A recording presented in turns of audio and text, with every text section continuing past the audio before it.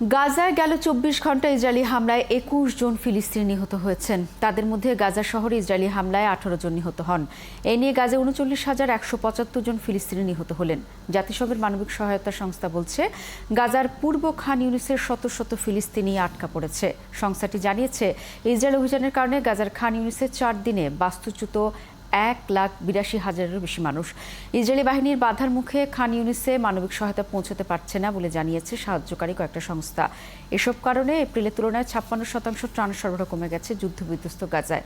এদিকে ইসরায়েলি সেনাদের বোমা হামলা থেকে বাঁচতে কয়েকশো ফিলিস্তিনি একটি পরিত্যক্ত কারাগারে আশ্রয় নিয়েছেন। ইসরায়েলি কারা হেফাজতে ফিলিস্তিনি স্বাধীনতাকামী গোষ্ঠী হামাসের নেতা মুস্তফা মোহাম্মদ আবু আরা মারা গেছেন। শুক্রবার ফিলিস্তিনি কর্তৃপক্ষ ও হামাস এই অভিযোগ করেছে। ফিলিস্তিনি কর্তৃপক্ষ বিবৃতিতে জানায়, ইসরায়েলের দক্ষিণাঞ্চলে একটি কারাগার থেকে হাসপাতালে স্থানান্তরিত হওয়ার পর আবু আরা মৃত্যুবরণ করেন। শেখ মুস্তফা মোহাম্মদ আবু আরার মৃত্যুর জন্য ইসরায়েলি বাহিনীর পরিকল্পিত চিকিৎসা অবহেলাকে দায়ী করেছে হামাস। ফিলিস্তিনি সংস্থা জানায়, অক্টোবর মাসে গ্রেফতার হওয়ার সময় ৬৩ বছর বয়সী আবু আরা গুরুতর স্বাস্থ্য সমস্যায় ভুগছিলেন।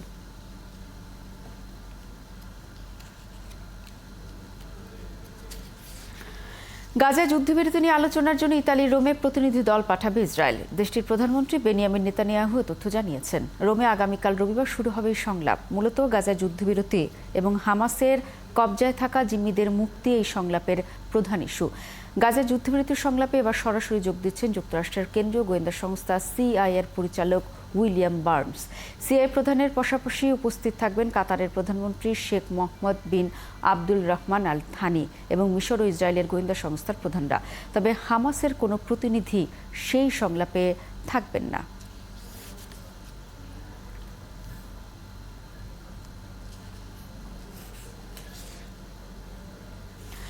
ইসরায়েলের প্রধানমন্ত্রী বেনিয়ামিন নেতানিয়াহুর বিরুদ্ধে গ্রেফতারি পরোয়ানা জারিতে নিজেদের আপত্তি প্রত্যাহার করে নিয়েছে যুক্তরাজ্য। এতে করে নেতানিয়াহুর বিরুদ্ধে আন্তর্জাতিক অপরাধ আদালতের পরোয়ানা জারির পথ সুগম হয়েছে।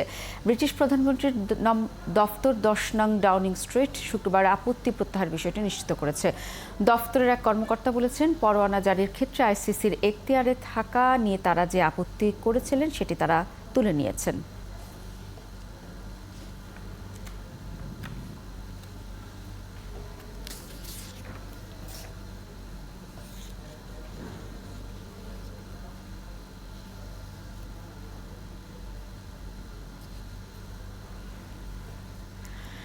যুক্তরাষ্ট্রের সাবেক প্রেসিডেন্ট ডোনাল্ড ট্রাম্পের সাথে দেখা করেছেন ইসরায়েলের প্রধানমন্ত্রী বেনিয়ামিন নেতানিয়াহু। স্থানীয় সময় শুক্রবার ফ্লোরিডায় ট্রাম্পের মার-আ-লাগো রিসোর্টে দুই নেতার বৈঠক হয়েছে। বৈঠকে সস্ত্রীক নেতানিয়াহুকে স্বাগত জানিয়ে ট্রাম্প বলেন, তাদের মধ্যে সবসময় একটি ভালো সম্পর্ক ছিল।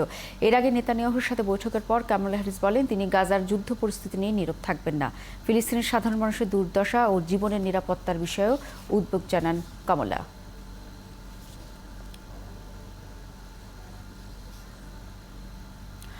হামলার শিকার হওয়া পেনসিলভেনিয়ার বাটলার শহরে আবারও নির্বাচনী প্রচার চালাবেন রিপাবলিকান প্রেসিডেন্ট পদপ্রার্থী ডোনাল্ড ট্রাম্প। সামাজিক যোগাযোগ মাধ্যমে করা এক পোস্টে ট্রাম্প জানিয়েছেন, একটি বড় সুন্দর ক্যাম্পেইনের জন্য পেনসিলভেনিয়ার বাটলারে তিনি আবারও যাচ্ছেন। তবে কবে ক্যাম্পেইন করা হবে এ ব্যাপারে বিস্তারিত জানাননি ট্রাম্প। এজন্য সমর্থকদের অপেক্ষায় থাকতে বলেছেন তিনি। গত ১৪ জুলাই পেনসিলভেনিয়ার সমাবেশ করতে গিয়ে বন্দুক হামলার শিকার হন ট্রাম্প। প্রাণে বেঁচে গেলেও কানে গুলি লেগে আহত হন তিনি।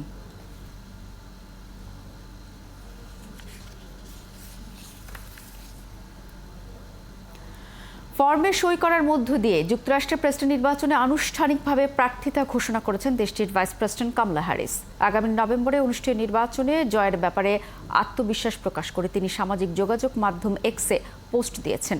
কমলা বলেছেন, প্রতিটি ভোট আদায়ে তিনি কঠোর পরিশ্রম করবেন। আগামী ৫ নভেম্বর অনুষ্ঠেয় মার্কিন প্রেসিডেন্ট নির্বাচনে ভাইস প্রেসিডেন্ট কামালা হ্যারিসকে ডেমোক্র্যাট প্রার্থী হিসেবে দেখা যাবে। বর্তমান প্রেসিডেন্ট জো বাইডেন নির্বাচনের লড়াই থেকে সরে দাঁড়ানোর ঘোষণা দেওয়ার পর গত শুক্রবার কামালা হ্যারিসকে প্রকাশ্য সমর্থন দেন সাবেক প্রেসিডেন্ট বারাক ওবামা।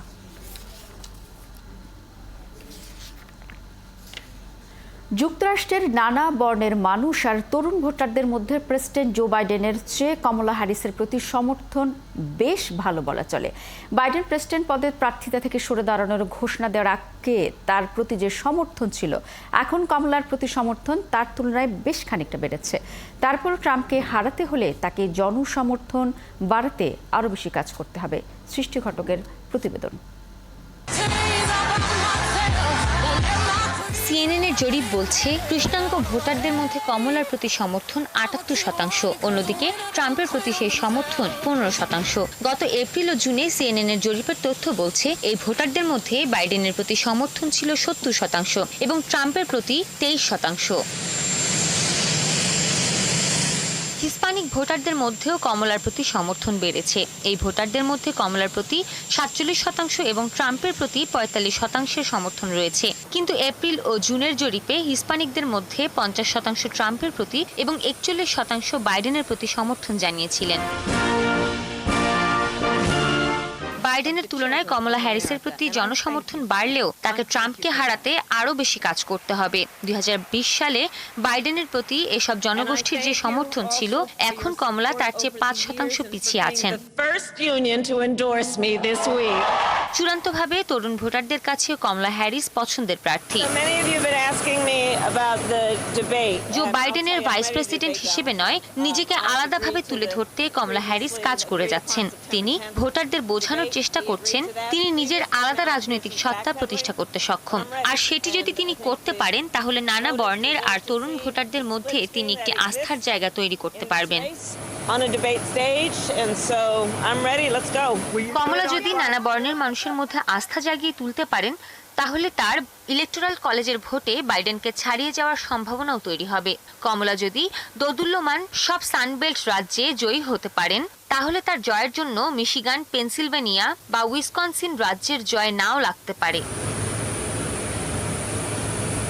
সিএনএনের প্রতিবেদনে বলা হয়েছে, পরিস্থিতি দেখে মনে হচ্ছে কমলা উত্তরাঞ্চলের মিশ্র বর্ণের মানুষের দোদুল্যমান ও সানবেল্ট রাজ্যগুলো জিতে ২৭০ ইলেকটোরাল ভোট নিশ্চিত করতে পারবেন। সৃষ্টি ঘটক, ৭১। চার দেয়ালে বদ্ধ স্টেডিয়ামে গতানুগতিক উদ্বোধনের বাইরে গিয়ে এক অভিনব কায়দায় অলিম্পিক গেমসের উদ্বোধনের আয়োজন করেছে ফ্রান্স। ৩,০০০ ড্যান্সার, ৯৪টি নৌকায় অ্যাথলেটদের আগমনে সিন নদী মিলেমিশে একাকার হওয়ার দৃশ্য উপভোগ করেছে গোটা বিশ্ব। ফ্রান্সের প্যারিসের ঐতিহাসিক সিন নদীতে শুক্রবার রাতে নাটকীয় এবং অভিনব এক উদ্বোধনী অনুষ্ঠানই হয়ে গেল। উদ্বোধন হলো অলিম্পিক গেমসের ৩৩তম আসরের, যে অনুষ্ঠানকে ঘিরে সারা বিশ্বের মানুষের ছিল তুমুল আগ্রহ। সেই প্রত্যাশা তো পূরণ করেছেই, নতুন এক দিগন্ত খুলে দিয়ে গেছে ক্রীড়া উদ্বোধনীর ক্ষেত্রে। স্টেডিয়ামে বদ্ধ পরিবেশে উদ্বোধন করার চেয়ে প্যারিস দেখিয়ে দিয়েছে উদার মনোভাব এনে মনের জানালা খুলে দিয়ে ভয়কে জয় করা। কে বলবে এই প্যারিসে রেল নেটওয়ার্কে হামলা করে আতঙ্কের শহর হয়ে দাঁড়াচ্ছিল গেমস উদ্বোধনকে কেন্দ্র করে। সব দূরে ঠেলে দিয়ে সিন নদীর তীরে বসে জমকালো উদ্বোধনী অনুষ্ঠান দেখেছেন প্রায় ৫ লাখ মানুষ। সবচেয়ে বড় চমক দেখানো হয়েছে সিন নদীতে অ্যাথলেটদের নৌকায় করে নিয়ে আসা। ৯৪টি ছোট বড় নৌকায় করে এসেছেন ২১১টি দেশের অ্যাথলেটরা। সিন নদীর বুকে খেলোয়াড়দের প্যারেডের সাথে তীরের দুপাশে হয়েছে বিভিন্ন অনুষ্ঠান। কখনো গেয়েছেন লেডি গাগা, কখনো পরিচয় করানো হয়েছে প্যারিসের সংস্কৃতির সাথে। তবে সেই সব কিছু যখন ঘটছে, তখন অবিরাম বৃষ্টিতে ভিজেছে প্যারিস। ৪ ঘন্টার অনুষ্ঠানের শেষ দিকে অন্ধকার হওয়ার পর আলো জ্বালিয়ে দেওয়া হয়। পুরো উদ্বোধনী অনুষ্ঠান নদীতে হওয়ার কারণে সব অনুষ্ঠান সবাই দেখতেও পায়নি। প্যারিস শহরের বিভিন্ন স্থাপত্যকে তুলে ধরা হয় এসব অনুষ্ঠানে। নদী তীরে বসে থাকা দর্শকদের ভরসা ছিল জায়ান্ট স্ক্রিন।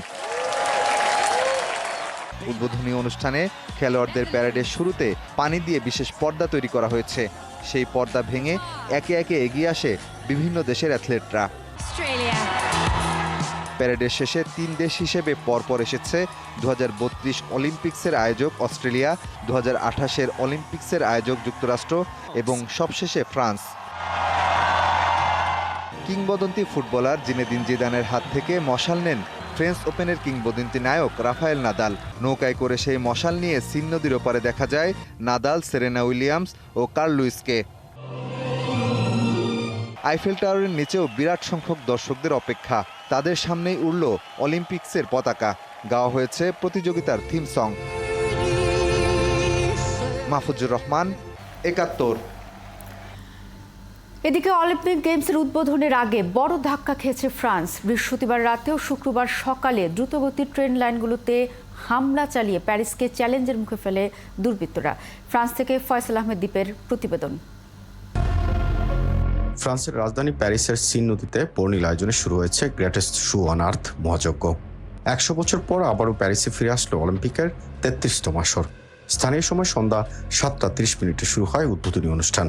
১২০ দেশের রাষ্ট্রপ্রধানরা উপস্থিত ছিলেন উদ্বোধনী অনুষ্ঠানে।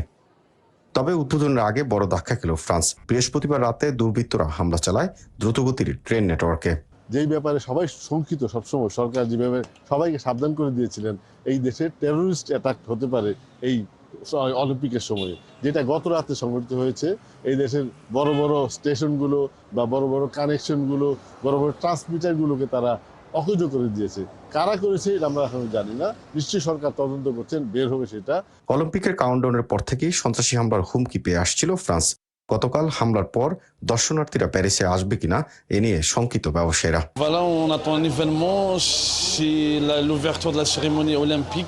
আমরা অনেকদিন পর্যন্ত অপেক্ষা ছিলাম, কারণ ব্যবসায়িকদের একটা উন্নতি কিংবা ব্যবসায়িক একটা ভালো পজিশনে যাবে বা আমরা ভালো বেচা কেনা করবো।